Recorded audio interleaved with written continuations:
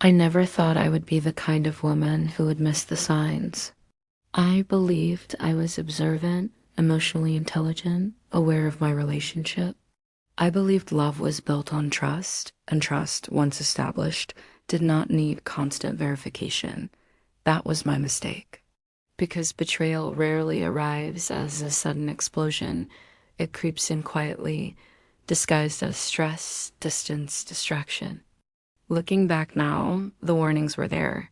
Subtle, uncomfortable, easy to explain away. I told myself I was overthinking, that marriage goes through phases, that doubt was dangerous. I thought I understood my mind and my heart, but what I didn't. Tino was that a resource existed that could help me rebuild my life and recognize emotional patterns. I'll find it in the description and comments. At that time, I wasn't suspicious. I was loyal. And loyalty, when misplaced, can become blindness. The first alarm was emotional distance. Conversations became shorter. Eye contact faded. He was physically present, but mentally elsewhere. When I asked how his day was, I received automatic answers, as if I were speaking to a wall.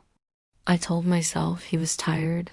Work stress, responsibilities, routine marriage isn't always passionate, I thought. But emotional withdrawal is not the same as emotional exhaustion. When someone slowly removes themselves from your inner world, it is not neutrality, it is a shift. I ignored it because admitting it would have meant facing a truth I wasn't ready for. The second alarm was secrecy. His phone, once something that rested openly on the table, became guarded. Notifications turned silent, screens tilted away from my eyes. Passwords changed without explanation. When I asked, he laughed it off. "You're being paranoid," and I believed him. Because love makes us doubt our instincts before we doubt the person we trust. But secrecy in a relationship is not about privacy, it is about protection. Protection of something that does not want to be seen. The third alarm was emotional defensiveness. Simple questions became arguments. My curiosity was framed as control. My concern was labeled insecurity. Any attempt to understand his emotional distance was met with irritation. And slowly, I began to question myself instead of him. I apologized for asking. I minimized my feelings. I learned how to stay quiet to avoid conflict. This is how betrayal reshapes you before you even know it exists. It teaches you to silence the part of yourself that senses something is wrong. The fourth alarm was sudden changes in behavior. New routines, unexplained absences, a new attention to appearance that didn't exist before. He seemed more confident outside our home and more distant inside it. I noticed it, felt it, but chose the most comforting explanation. People change. And they do. But when change is paired with emotional withdrawal and secrecy, it is not evolution, it is redirection. Love that is being invested elsewhere will always withdraw from where it once belonged. The fifth alarm was my own intuition. The quiet voice inside that whispered when everything appeared normal. The unease that surfaced at night when the house was silent. The feeling that I was living beside someone, not with someone. I ignored it because intuition does not come with evidence. And I believed I needed proof before I was allowed to trust myself.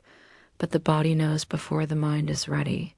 It senses when emotional truth no longer matches visible reality. The breaking point did not arrive with a confrontation. It arrived with discovery, a message that was not meant for me, a pattern that could no longer be explained away. And in that moment, the world I thought I knew collapsed inward. Not because of the act itself, but because of what it meant. That my loyalty had been met with deception, my trust with secrecy, my love with absence. Betrayal is not just the violation of a relationship, it is the shattering of the story you believed you were living. In the aftermath, I asked myself the question that haunts so many: how did I not see it? And the answer was painful. I did see it. I just chose comfort over truth. I chose the version of reality that allowed me to stay emotionally safe, but safety built on denial is fragile. I realized that betrayal is rarely invisible. We do not miss the signs because they are hidden.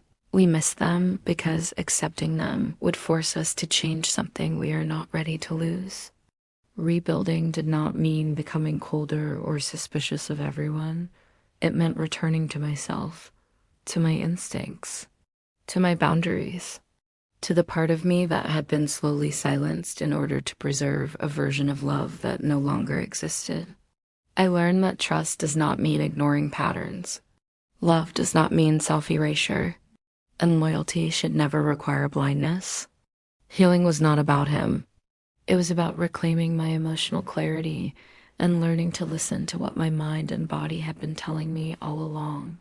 Today, I no longer see those 5 alarms as failures. I see them as lessons written in pain, because they taught me that emotional awareness is not negativity, it is protection. That questioning is not insecurity, it is self-respect.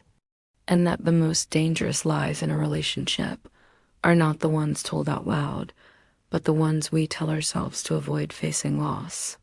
At the end of my journey, I discovered guidance in a resource that helped me understand anxiety, emotional attachment, and how to rebuild my life after betrayal. You can access it too. The link is in the description and comments. Because betrayal does not have to define you, but how you rise after it will. True freedom begins in the mind and only then appears in life. If this story resonated with you, like the video and subscribe to Love in Mind for more content on emotional psychology, relationships, and healing.